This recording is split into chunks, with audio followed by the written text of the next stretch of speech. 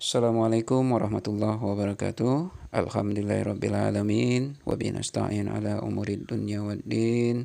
Sallallahu ala nabina Muhammadin wa ala alihi wa sahbihi ajmain. Amma ba'. Saudara-saudariku, kaum muslimin muslimat dimanapun berada, yang insya Allah selalu mendapatkan rahmat, hidayah, dan limpahan karunia dari Allah Azza wa Jal. Pada kesempatan ini kita akan membahas tentang garis pergantian hari atau garis pergantian tanggal menurut Islam.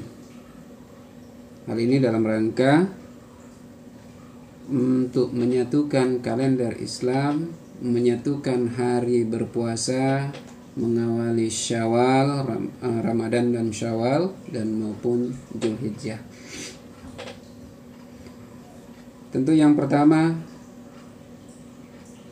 kita telusuri adalah apakah ada dalil yang dapat membangun garis pergantian tanggal hari dalam Islam. Sebelum menjawab ada dan tidaknya,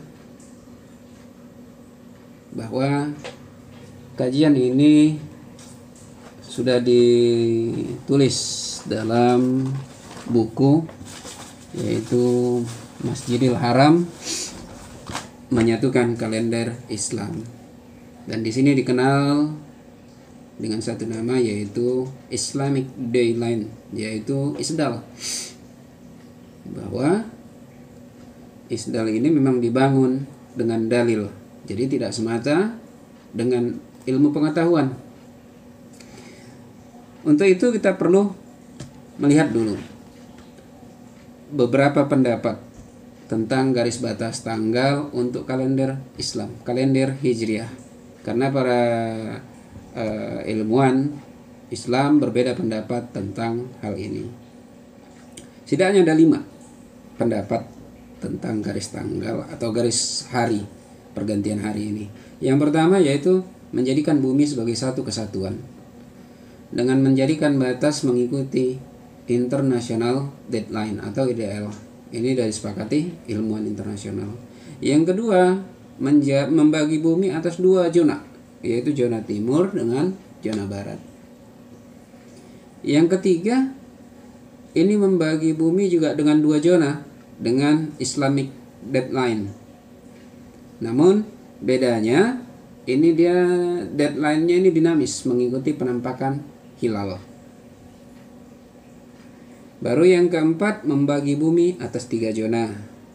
Baru yang kelima membagi bumi atas 4 zona waktu.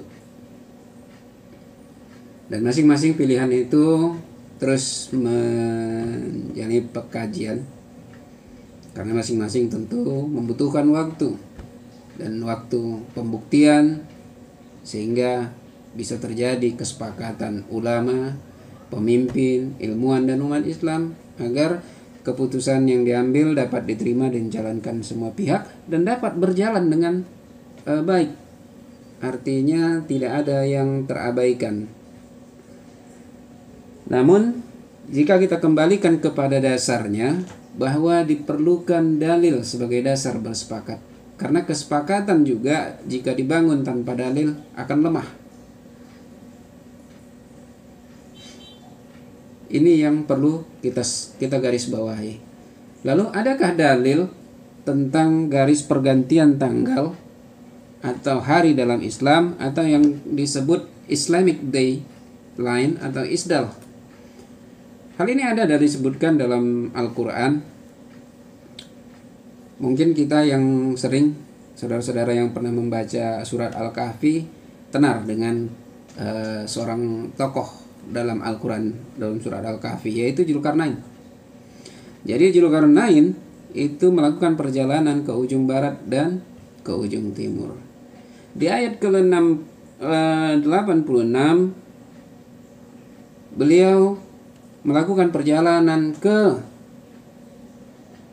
negeri terbenamnya matahari. Dia melihat matahari terbenam di dalam laut yang berlumpur hitam. Sedangkan untuk yang ke timurnya itu disebutkan di ayat ke-90-nya. di mana disebutkan hingga apabila dia telah mencapai ke tempat negeri terbit matahari, ia mendapati matahari itu menyinari segolongan umat, yang kami tidak menjadikan bagi mereka sesuatu yang melindungi dari cahaya matahari itu. Dalam buku ini sudah dijelaskan bahwa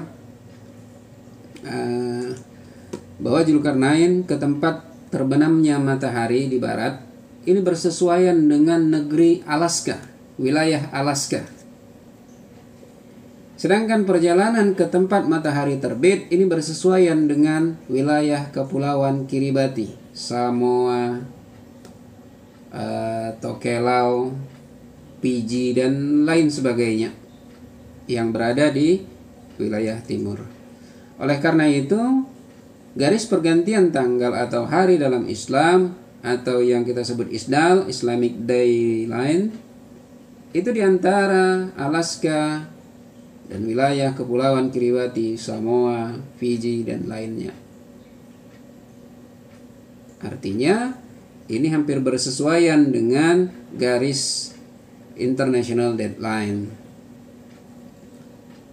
Jadi ini seperti sudah ditakdirkan ketika Alaska yang dulunya menjadi bagian daripada Rusia, seperti udah takdirnya menjadi ujung barat karena ia dibeli oleh Amerika Serikat pada tahun 1867.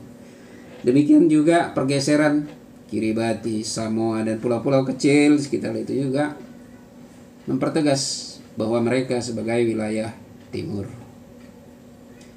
Namun bedanya, jika International Deadline IDL itu menjadikan Greenwich sebagai mean time-nya atau kita kenal dengan nama GMT. Berbeda dengan ISDAL, Islamic Dayline, itu menjadikan Mekah sebagai mean time-nya, menjadikan Ka'bah sebagai Masjidil Haram sebagai pertengahan bumi. Ini karena berkaitan dengan Ka'bah. Karena kedudukan Ka'bah itu disebutkan sebagai pusat bagi manusia. Ini disebutkan di surat Al-Maidah ayat ke-97.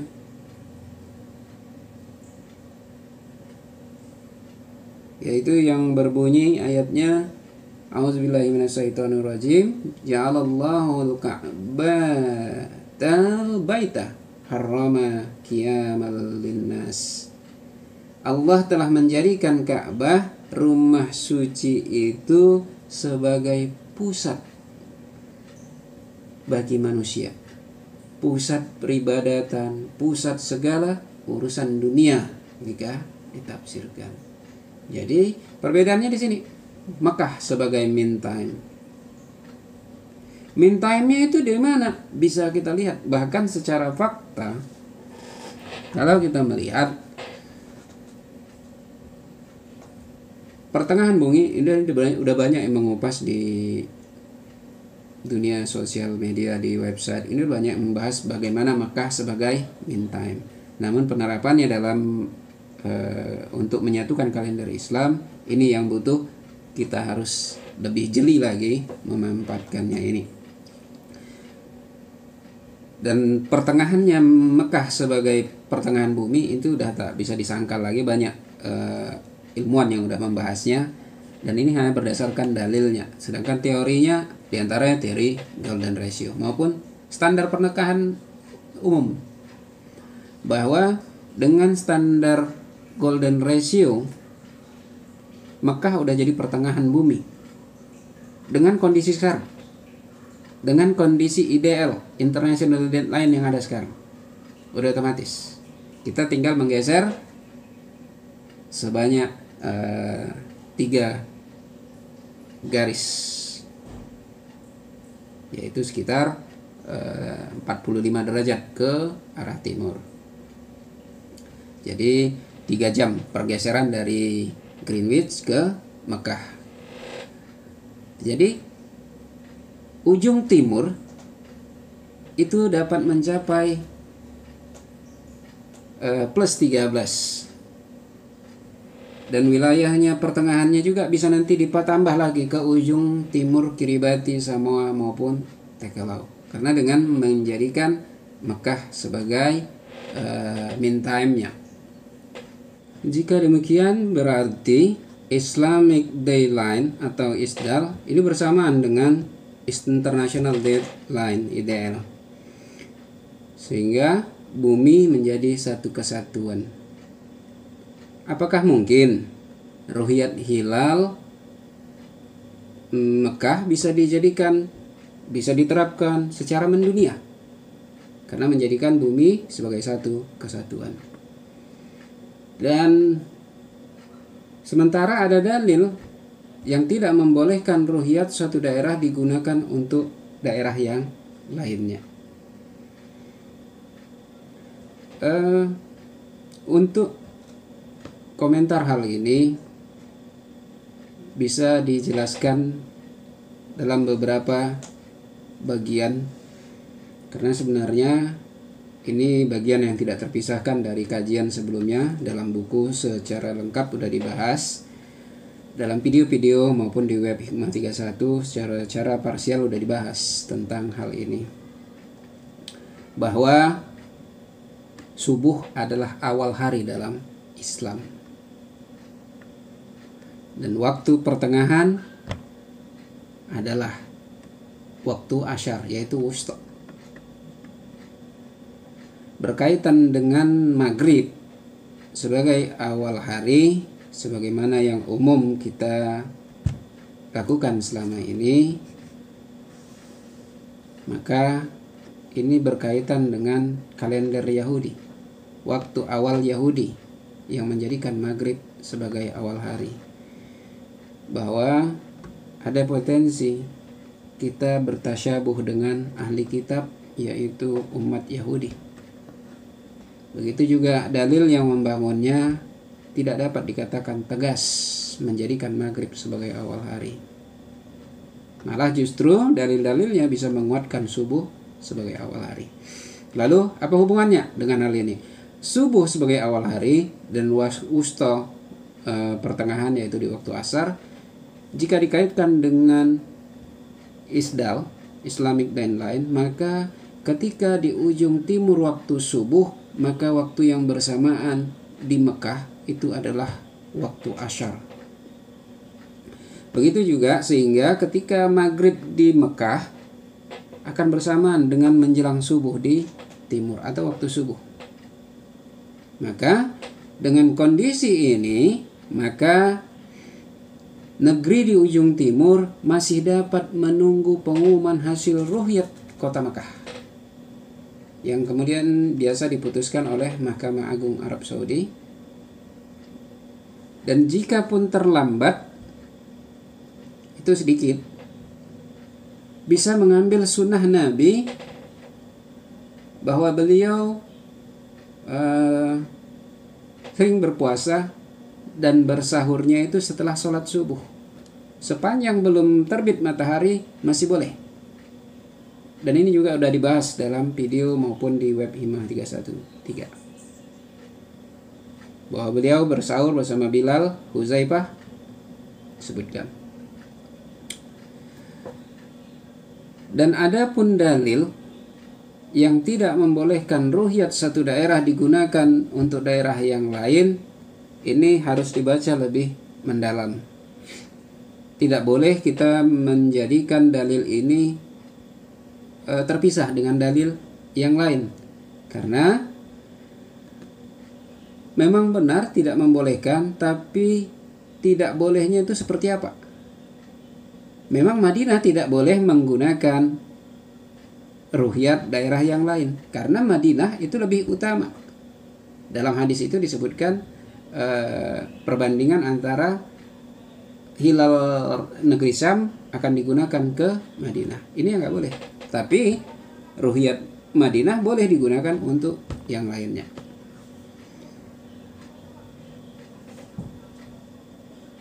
Dan memang dari berdasarkan hadisnya disebutkan bahwa ini berdasarkan dari hadisnya dari Quraib, di mana ketika beliau ke negeri Syam, dia melihat hilal awal Ramadan di malam Jumat.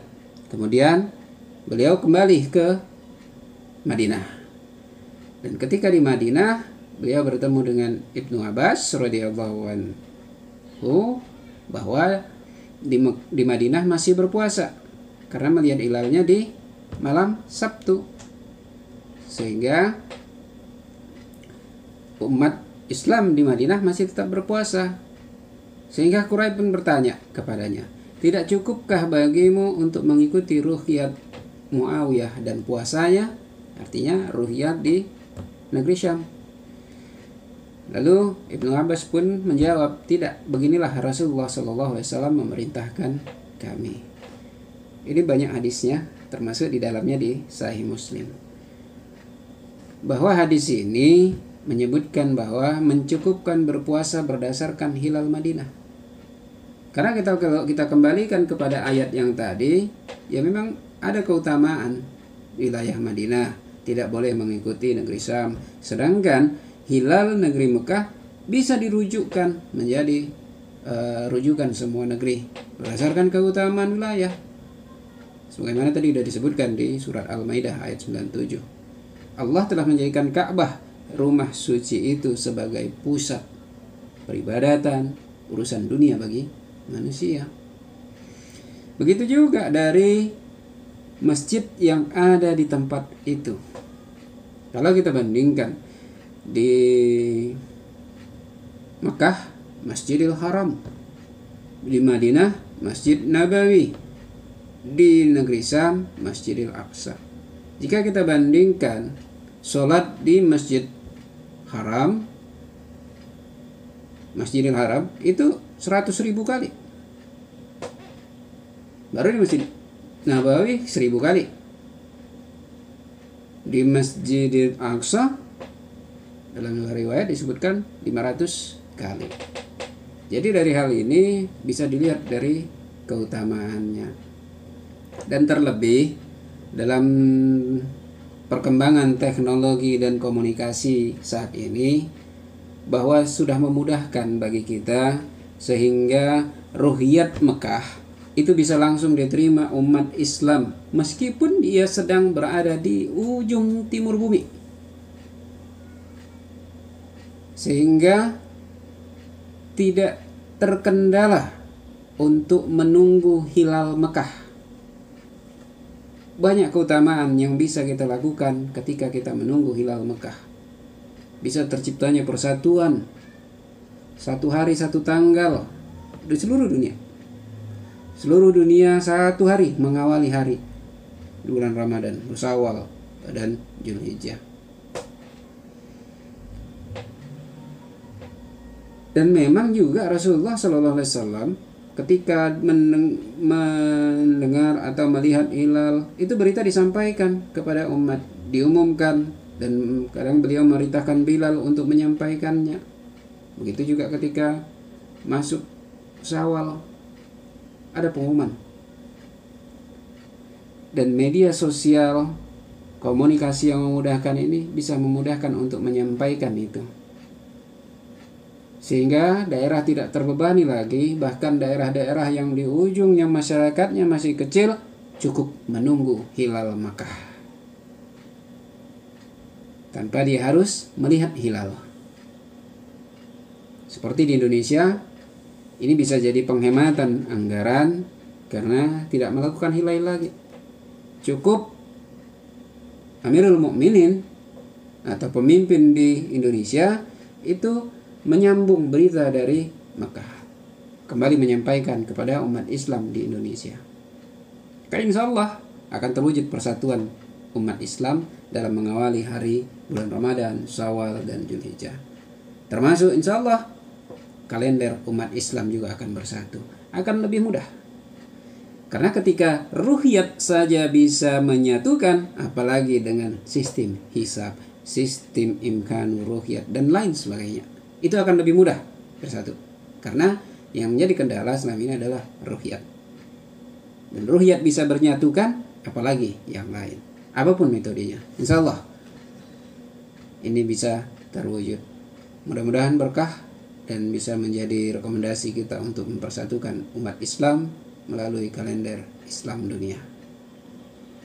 Terima kasih. Untuk download buku bisa langsung melalui website Hikmah 313, dan untuk saran, kritik maupun pertanyaan dapat melalui kolom komentar. Dan untuk dapat mengikuti video-video selanjutnya, silakan untuk subscribe dan hidupkan notifikasi loncengnya.